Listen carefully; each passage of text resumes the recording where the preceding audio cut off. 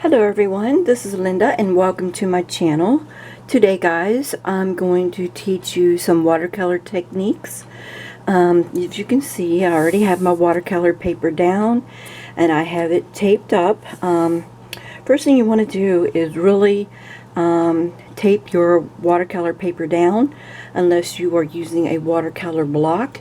A watercolor block is a tablet with all three sides glued and one side is not glued, just a little part of it, so you can lift it off later.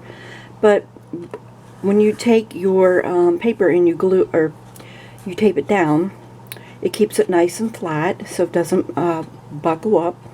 And I just use plain old painter's tape and it works well for me.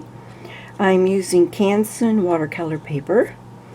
And the paint I'm using today is the Gamby, if I can say the word, I'll show you. My goodness. It is the Gansy Tombai. So, I'm going to show you around 10 techniques that you can do with watercolor. And this is basically just for beginners.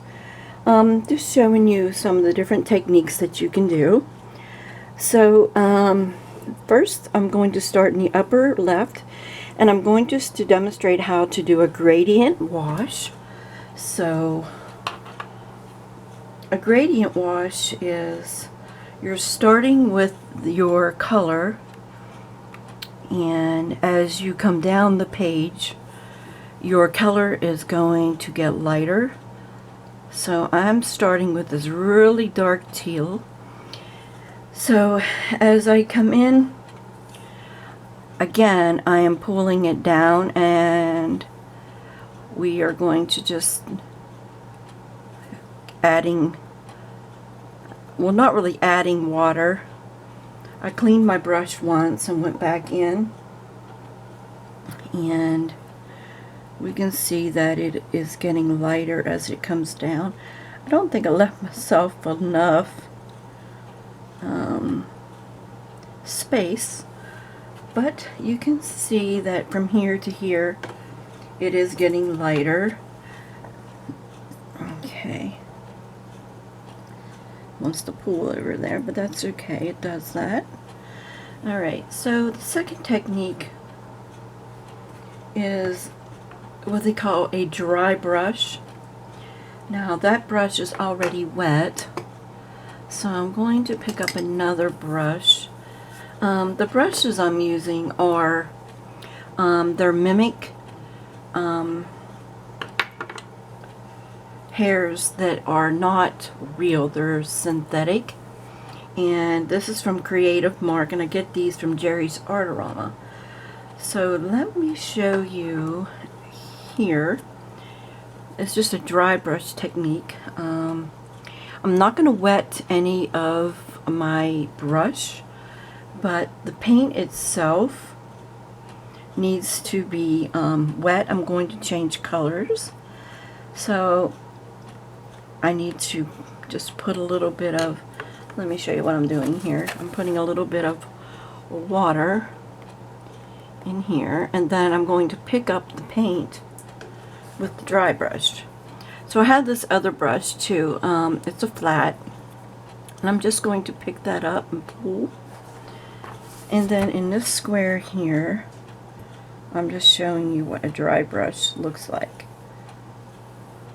Okay, that's with no water in the paintbrush. So this is the effect that you want right here.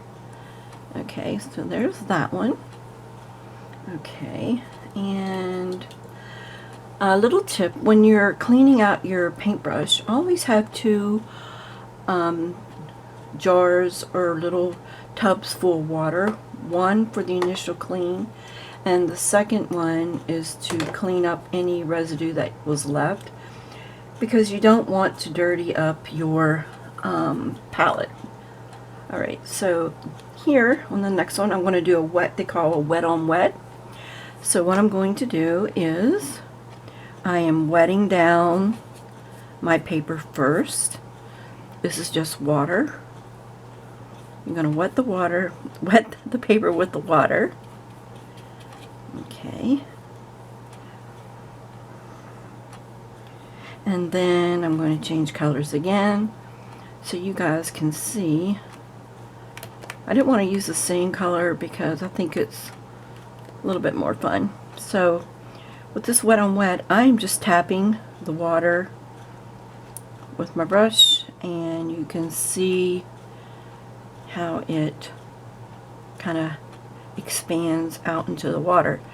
So one thing with watercolor, when you lay your watercolor down on this wet on wet, your paint will not go past the water that you had laid down. So that is a little tip for you guys. Okay, so the next one is called lifting, and I'm going to do it here. Let's see, let's go to this color here. Alright, I'm just wetting my paint, and then I'm wetting up my area again. Okay, I'm just taking, see now some of that is running into that water that I did. So I'm just wetting it up, and I am just going to put down some of this really pretty red. It's like a magenta red. Okay. And by lifting, you're taking a tissue. So I have just a regular tissue. You want to ball the tissue up here, like so, and you're just going to lift off where you had painted, and this puts some texture into your painting, like so. Okay, so there's another technique. Alright, you can also do another lifting. I'm going to show you another one. Let's go up here. Pull this down just a tad. Okay, so I'm getting this wet again. Okay. And let's use, I'm going in and picking another color. So we're going to use some yellow.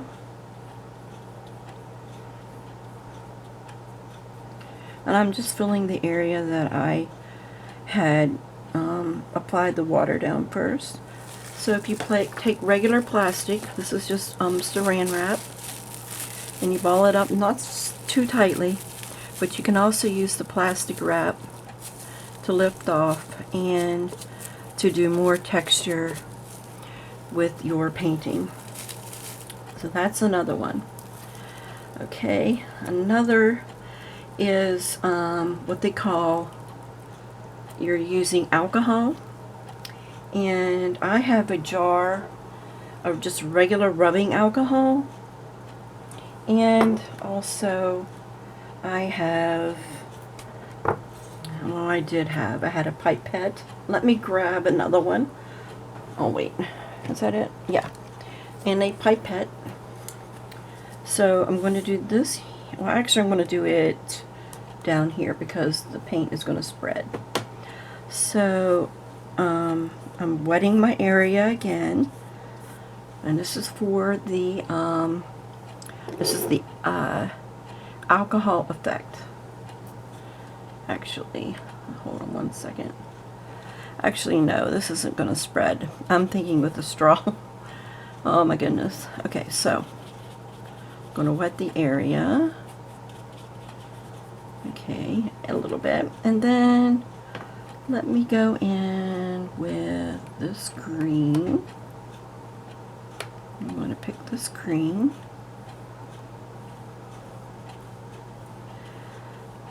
Okay.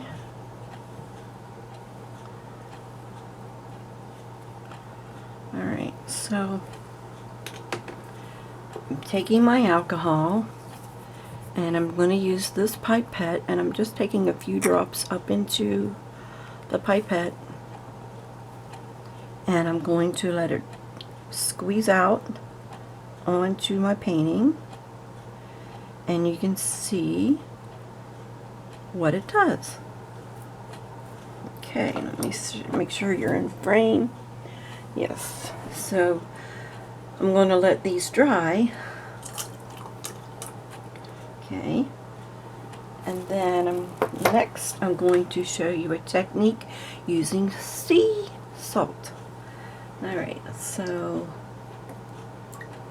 I'm going to go and let's see, what color do I want? Let's go with this one. I'm just going right above it. Now this one I did not put any water down before. Okay, now it wants to run. Actually, that's another technique right there when two colors run into each other. Both have to be wet. Alright, so I'm just going to kind of paint over that so I can show you this effect with the sea salt.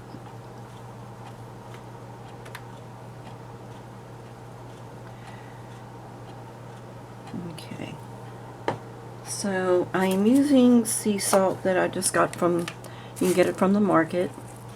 Okay, and I'm just going to drop the salt onto my painting, and then I'm just going to let that sit because that needs to dry. Okay, and the next one is what they call flickering. So I'm going to be taking my round brush, and I'm going to show you over here. Let's see, let's take, I'm just getting some color onto my brush. So you can either do it two ways. You can hold the brush over your finger and go like this and tap.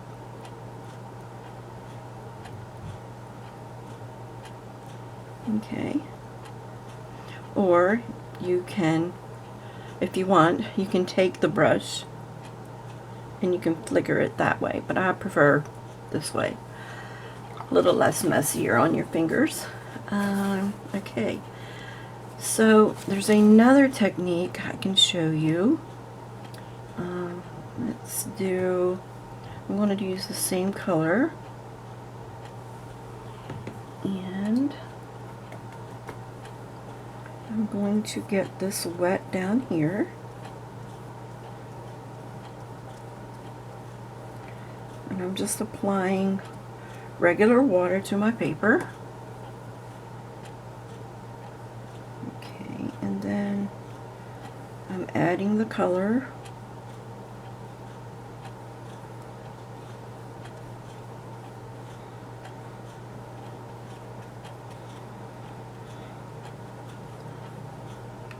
Okay, so what you can do, you can get some effects by, now I'm using a Tim Holtz little, I forget what they call this, but I'm going to use the air from it to push my paint. Now you can get the same effect by using a straw. Okay. So there's another effect that you can get by just using a straw. Now a straw, you can blow it and you get this, but I love the effect that this gives because it just is more controlled. And let's see. Oh, and there's another effect that you can do. I gotta reach for it. Hold 1 second.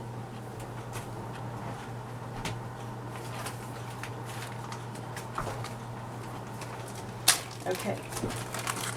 The next one is by using a sponge. So I'm just going to wet my sponge, and I'm going to pick another color, Okay. So let's do down here. And this is also another lifting. I'm lifting the color up. It's just what it does what it says. Let's go with this green here. Oh, should have used another green. Alright, so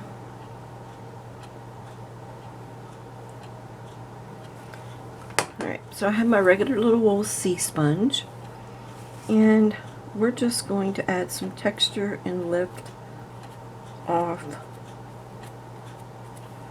And as this dries,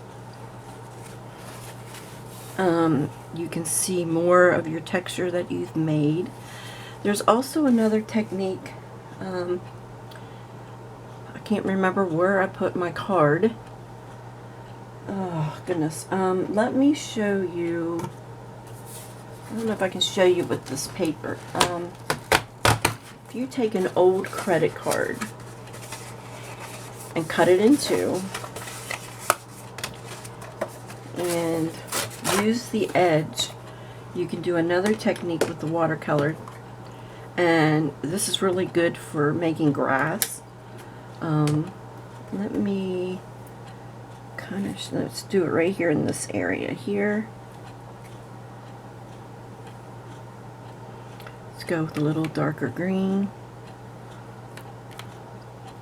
Okay.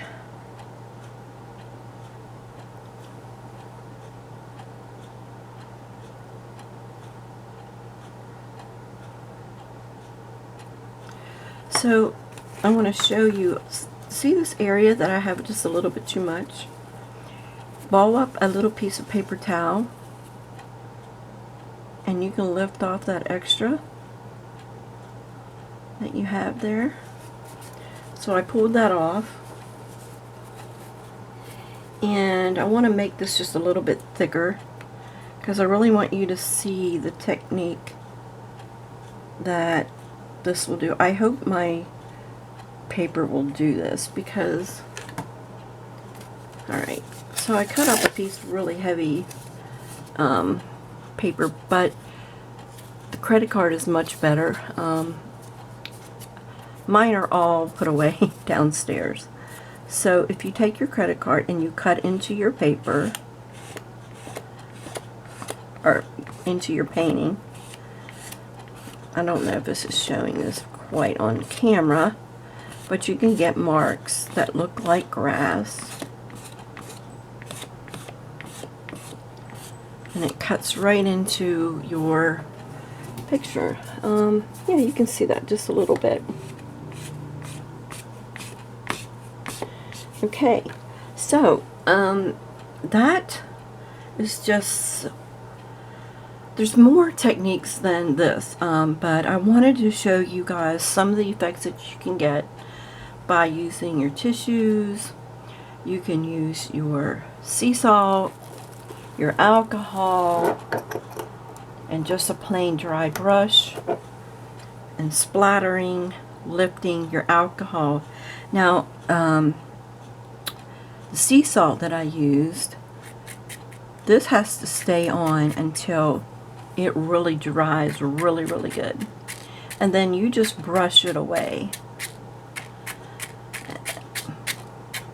Let me take another brush.